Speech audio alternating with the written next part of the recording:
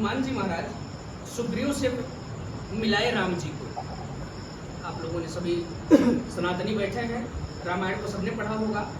तो सुग्रीव जी महाराज जी ने कहा कि महाराज मैं बैठा था और देखा कि ऊपर से कोई एक विमान जा रहा है, विमान पर बैठी कोई अबला रो रही।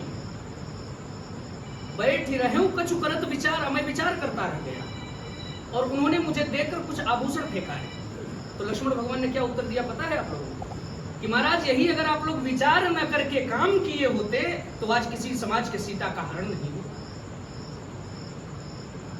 और वहां बैठा कौन कौन था? हनुमान जी महाराज। कौन? मनोजवम मारुतुल्य वेगम, जिनके बल की तुलना ही नहीं है। सुग्रीव जी महाराज, सूर्यपुत्र सुग्रीव, नल नील, स्वयं देवशिल्पी विश्वकर्मा जी महाराज, इतने समर्थ। जामवंत जी पूरी लड़ाई लड़ ली है। राम जी से कहा प्रभु मेरी भुजाएं को शांति नहीं मिली। बोले शांति कैसे मिलेगी? बोले आप मुझसे लड़ो। बोले ये समय मैं तुमको द्वापर युग में दूंगा। इतने शक्तिशाली लोग बैठे हैं, क्योंकि ये समाज के शक्तिशाली का मतलब कि समाज के ये सक्षम लोग हैं। और जब समाज का सक्षम व्यक्ति हाथ पर हाथ रख के बैठा रहता है तो ऐसे ही समाज के सीता का हरण होता रहेगा। तुम सिर्फ विचार करो। इसलिए हमें विचार नहीं करना है, हमें आगे बढ़कर संगठन का नाम बढ़ाना है, संगठन के प्रति हमें एक्टिव रहना है। और एक चीज और बताया उन्होंने कि महाराज एक आभूषण फेंका। आभूषण में क्या था? एक तो कान की कुंडल, एक पांव की बिछिया और एक हाथ की चूड़ी। अब राम जी ने कहा लक्ष्मण भगवान देखो कि ये कुंडल सीता के। लक्ष्मण जी ने कहा महाराज ये कुंडल की तो पहचानना है मुझे, क्योंकि ये सभ्यता सिर्फ सनातन में मिलती है। कि हम माने 12 वर्ष वन में बिताए, 13 वर्ष सीता जी के साथ लक्ष्मण जी रहे और 11 वर्ष अयोध्या में बिताए। 11, 13, 24 वर्ष हुए। 24 वर्षों में लक्ष्मण भगवान ने सीता जी के कान ना देखे। ये सभ्यता सिर्फ सनातन में मिलती है, अन्य किसी धर्म में नहीं मिलेगी। उसके बाद बोले महाराज पांव की बिछिया का पहचान है, क्यों मैं तो चरणों का सिर हूं। हाँ, रही बात चूड़ी की, तो मैं एक बात कह सकता हूँ महाराज चूड़ी क्यों भेजी होगी माता सीता ने? बोले क्यों?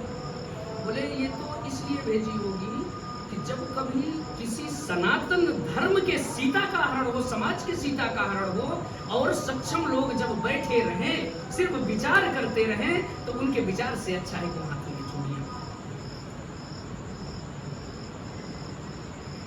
और आज हम आप सबको इसी की आवश्यकता है कि हमें चूड़ियां नहीं पहनना है, हमें अपने राष्ट्र के प्रति, अपने धर्म के प्रति सजग रहना है।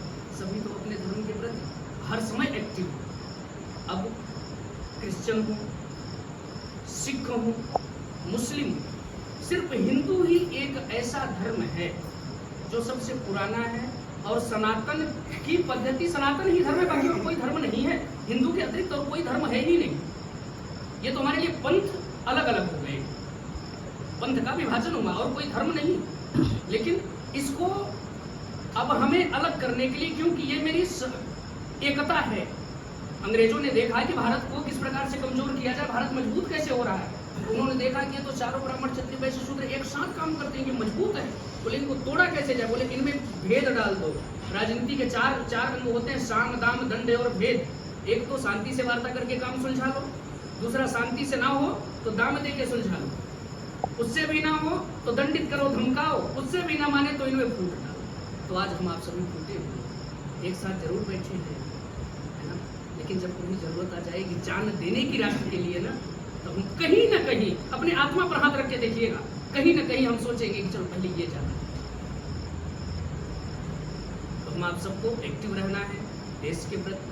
और मैं सदैव जहाँ भी कथा होती है व्यासपीठ से सबको एक्टिव करता हूँ, उन सबके साथ सजग रहना है, सहयोग करना है और देश के प्रति अगर आवश्यकता पड़ी तो हम अपने धमनियों का एक बूंद रखें राष्ट्र के प्रति, क्योंकि राष्ट्र गौरव सबको देना। और हम आप बड़े धन्य हैं जो कि हम आप एक तो मानव हुए, 84 लाख योनियों में श्रेष्ठ मानव, मानव के बाद सनातनी हुए, सनातनी के बाद धर्म हिंदू मिला और हिंदू धर्म के बाद हिंदुस्तान मिल गया। अगर यही बांग्लादेश मिला होता तो आज हम यहाँ बैठे सिर्फ सर झुकाकर सुन नहीं रहे होते, हम आप रो रहे होते। अगर हमको भगवान ने इतना सक्षम बना दिया, देश दे दिया, नाम दे दिया, एक सिंबल दे दिया हिंदुत्व का, इससे बड़ा और कुछ नहीं चाहिए। प्रेम से बोलिए हिंदू राष्ट्र की, भारत माता की, अखंड भारत की जय श्री राम, जय श्री राम।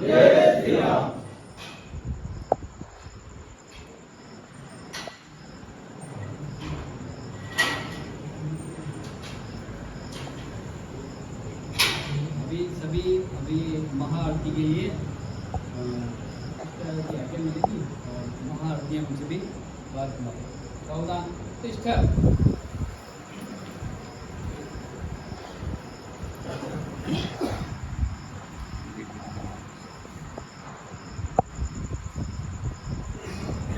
गाड़ी माता की है, दीपक जलाइए, जल रहा है।